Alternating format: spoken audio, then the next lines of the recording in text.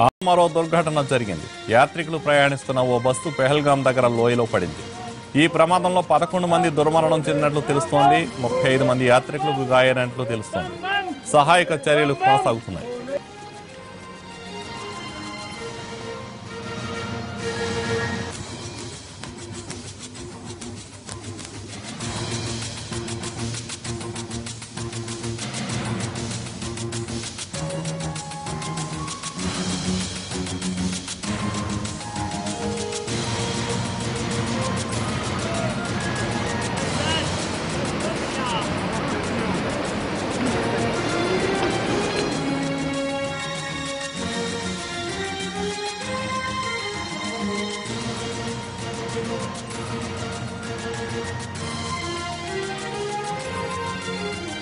అమర్నాథ్ యాత్రలో మరో దుర్ఘటన జరిగింది.